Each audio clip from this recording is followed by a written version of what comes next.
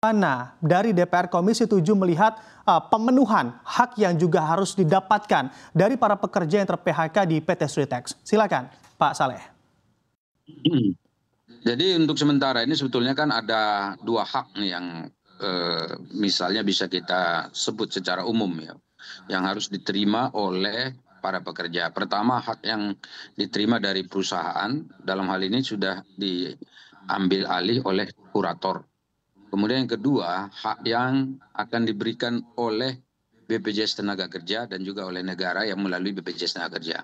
Nah, kalau yang dari kurator itu kan adalah hak pesangon yang memang sudah ada dalam ketentuan aturan perundang-undangan kita, dan juga termasuk hak-hak lain yang mungkin katakanlah misalnya ada kewajiban-kewajiban perusahaan yang selama ini belum terbayarkan, belum diterima oleh para pekerja.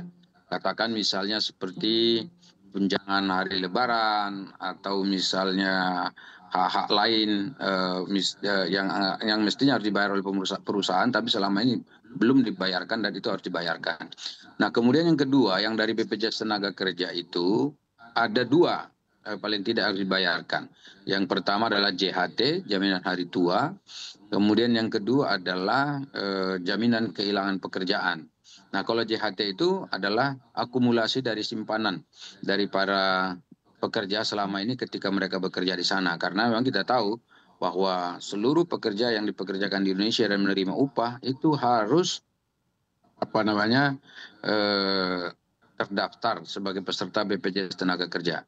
Nah, perusahaan Sritex ini kan adalah perusahaan besar. Karena perusahaannya besar, maka tentu saja seluruh pekerjanya sudah didaftarkan di BPJS Tenaga Kerja. Nah, kemudian di luar itu biasanya ada juga pegawai-pegawai dari karyawan-karyawan dari perusahaan-perusahaan yang mengambil misalnya jaminan pensiun. Nah, kalau mereka mengambil jaminan pensiun di BPJS Tenaga Kerja, mereka juga akan terima hasil daripada jaminan pensiun tersebut. Jadi inilah saya kira beberapa hal yang harus dipenuhi sebagai hak-hak dari para pekerja ini. Jika hak-hak dari para pekerja dipenuhi semua sekarang ini, maka tentu saja mereka masih bisa bertahan dalam 3, 4, sampai 6 bulan ke depan. Termasuk jika yang terakhir tadi jaminan kehilangan pekerjaannya itu diambil atau diberikan oleh BPJS Tenaga Kerja. Sebab jaminan kehilangan pekerjaan itu adalah 60% dari total gaji yang selama ini mereka terima setiap bulannya. Jadi itu kan sebetulnya agak lumayan banyak ya. Nah, tetapi itu tidak akan menyelesaikan masalah yang ada yang dihadapi oleh mereka, sebab mereka butuh pekerjaan dalam jangka panjang. Yaitu mereka punya keluarga, punya anak dan istri yang harus dipenuhi, dan terutama dalam rangka menghadapi bulan suci Ramadan dan juga hari Lebaran. Jadi karena itu kita berharap pemerintah mengawasi sisi ini dulu. Bagaimana sisi pertama untuk jangka pendeknya pesangon itu harus mereka terima. Kemudian pada saat yang sama jangka panjangnya pekerjaan yang baru juga harus mereka terima begitu. Oke, baik. Pak Saleh, tentunya di Komisi 7, apakah memang ada pengawasan tersendiri dari implementasi pemenuhan hak begitu ya dari 10.000 karyawan Sritex yang memang nasibnya harus ter-PHK? Jadi Komisi 7 itu sudah melakukan kunjungan kerja spesifik ke PT Sritex beberapa waktu lalu ya.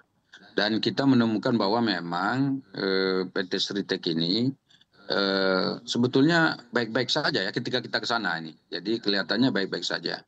Bahkan para direksinya, direktur utama bahkan waktu itu menjelaskan kepada kami bahwa mereka ini masih sanggup untuk membayar seluruh gaji karyawan, masih sanggup untuk membayar kewajiban-kewajiban yang katakanlah formal seperti gaji dan juga kebutuhan ATK, listrik, komunikasi, dan juga hal-hal teknis lain.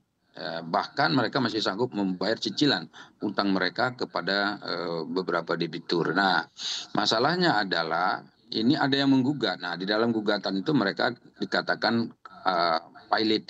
Nah, itu yang jadi masalah yang pada akhirnya mereka secara berjenjang sampai ke Mahkamah Agung juga dinyatakan pilot. Nah, ketika itu sudah pilot, Nah, kita lihat sekarang ini tidak ada jalan lain selain dari merumahkan para karyawan.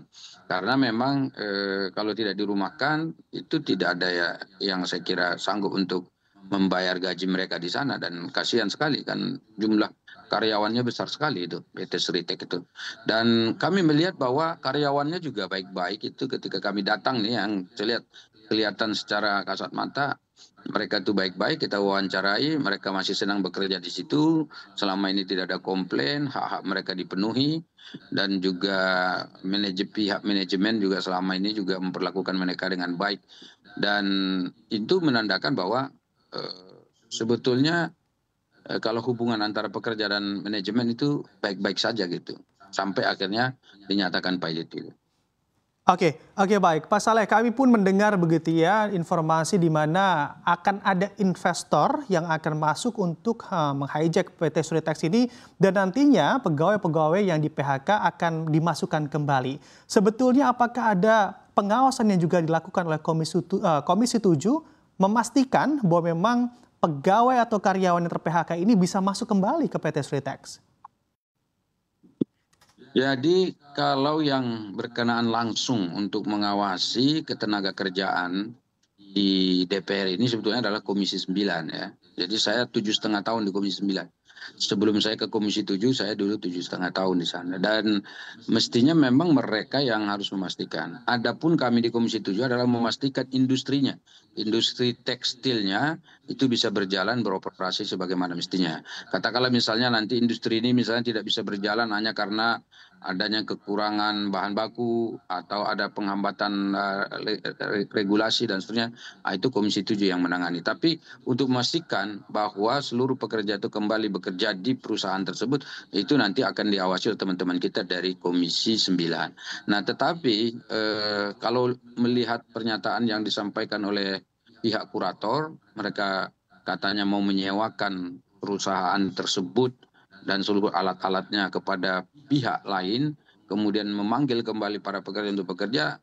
Saya kira ya ini tidak tertutup kemungkinan bahwa para pekerja itu akan kembali bekerja seperti yang diharapkan. Tetapi sekali lagi ini jangan lama-lama, karena kalau waktu untuk mempekerjakan mereka itu nanti lebih dari 2 bulan, saya khawatir para pekerja itu sudah pada keluar kota Solo dan sekitarnya, mungkin saja untuk sudah bekerja di tempat lain dan susah kita untuk menemukannya kembali. Nah, karena itu kita harapkan dalam jangka waktu tidak lebih dari 1 bulan, mereka itu sudah mesti bisa bekerja kembali. Walaupun pemerintah mengatakan 2 minggu, pihak kurator mengatakan dalam waktu jangka 2 minggu. Saya kira ya ini yang harus kita kawal bersama supaya memang itu bisa diwujudkan. Tetapi yang jelas semakin cepat itu akan semakin baik, dan juga beban dari para karyawan ini juga akan semakin ringan.